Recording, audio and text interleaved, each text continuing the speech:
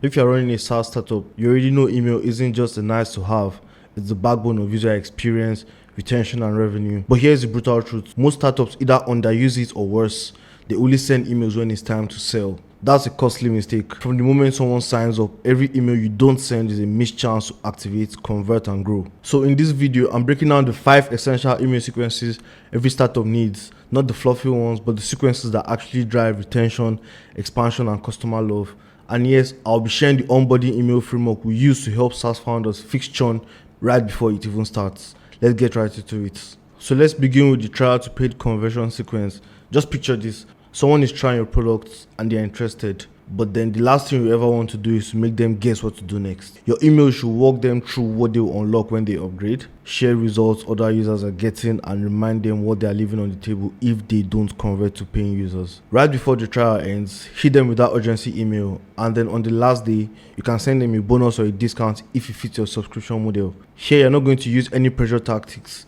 You will just deliver clear value at the right time to them. The next sequence I'm going to tell you about is the customer nurture sequence, or you could also call it the value expansion sequence. So here the customers have already paid and they are subscribed to your products, which is great. But then again, the last thing you want to do in this phase, or in this stage rather, is to go silent on them. That's not communicating with them, despite them paying for your products already. This is what you should do instead. You should keep up showing up with useful products, updates, industry insights, tips, webinars, and real use cases. The goal here is to turn these users into power users. You want them to be constantly engaged with your brand, with your business, with your startup, and turn these users into advocates. That is, they begin to help you with word of mouth referrals and tell people about your startup because of the great value you provide them. Or better yet, you want these customers to turn into customers who stick around and spend more. This sequence is going to work like a customer success team, but then on autopilot. You don't need to show up every day by yourself. It's going to be automated and then it works for you. The next sequence, and the most important sequence I'm going to talk about here, is the welcome and onboarding sequence. Just like the saying goes, your first impression matters. So this sequence is going to serve as your first impression. The goal here is simple. Get users to their first win as fast as possible. Activation is the name of the game here. You welcome them in, you give them a quick start guide, you start sharing pro tips, you highlight features that match why they signed up in the first place. Here, it is important that I communicate directly to the reasons they signed up in the first place. So let's say you have different landing pages, and on the first landing page, if you sign up through there, it shows you're interested in feature A.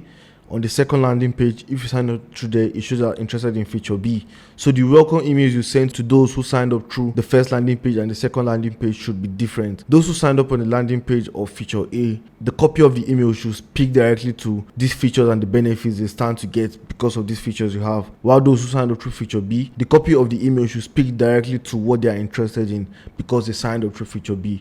It should speak directly to what they stand to gain by using feature B. So you need to make sure your messages are personalized and talk directly to why they signed up. You want them thinking, this is exactly what I needed. So if they don't activate in the first few days, there are odds that they never will. This sequence is going to be your conversion safety net that is always ensuring that you are trying to convert people as quickly as possible. Every email in your welcome sequence should be designed to tackle a specific concern or hesitation your users might have. You can also think of it like objection handling, but automated and proactive. So let me give you a super helpful tip that we use to create welcome sequences. You should start by listing out the most common reasons people get stuck, confused, or skeptical after signing up. Then turn these concerns into an email. For example, let's say someone is not sure where to start. The email you create there is going to be your quick start guide email. Or someone is worried that it's too complex, then the email you send out there or the email you create there is going to be where you share pro tips or beginner success stories. Or then someone is not sure about the full value of your products, then that's the email where you share your feature spotlights. Or maybe someone else is afraid that your product won't deliver value on time. You should send the checklist that guarantees small win in 5 minutes. So by the time your welcome sequence ends, they should feel seen, supported, and confident. You want them to feel like, this guy gets me.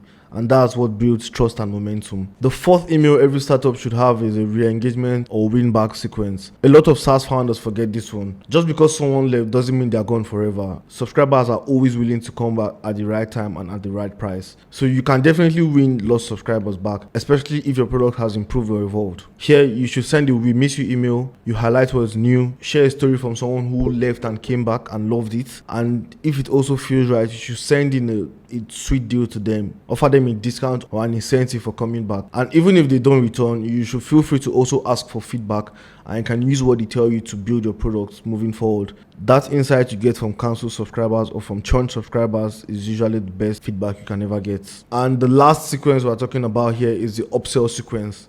This sequence goes to your most engaged users, the ones paying for your products, using key features, getting value, and likely hitting limits. You should tell them what they're missing on, show them how premium users are getting even more done, and you should add a comparison chart, a success story, or an upgrade bonus with a deadline. Here, you're not pushing them at all. You're not going to be pushy with them. You're not going to sell hard to them. You're just going to invite them to go further into their customer journey with you. That is, you tell them to go for bigger plans, or you tell them to go for yearly subscriptions instead of monthly. And before we wrap up, here's the real onboarding secrets most people miss. With onboarding, it's not about dumping a list of features or tutorials in their inbox. It's about showing them what real success looks like, step by step, and helping them believe they can get where they want to go by using your products. The best onboarding emails don't just say, here's how the tool works, but it says, here's how you win using this tool. Whether that's a short video of someone hitting their first milestone, a checklist with a confetti gif at the end, or even a simple do this one thing today call to action. The goal with your welcome sequence is all about building momentum. You want these people to start using your products immediately. That's either them activating their free trial or paying for their first month immediately. And always remember that confident users churn, but confident users, they convert. So your welcome sequence should always help these users feel confident in your product. You should communicate value at the right time. The language you use should always be clear, and don't confuse them with jargon. Don't confuse them with industry language or whatever that they don't need, because once you begin to confuse them, they're most likely to churn. So if your users are signing up but never activating, these 5 sequences are your first fix. And if you're a SaaS founder who wants to grow without guesswork, you should join our Stay Memorable newsletter, where we break down real marketing strategies, experiments, and lessons. No fluff, no spam, just clear, actionable insights on entrepreneurship and marketing. Thanks for watching this video, and if you found value in it, be sure to like the video, share it, and hit the subscribe button for more videos like this to help you get better at your SaaS marketing. See you in the next one. Peace.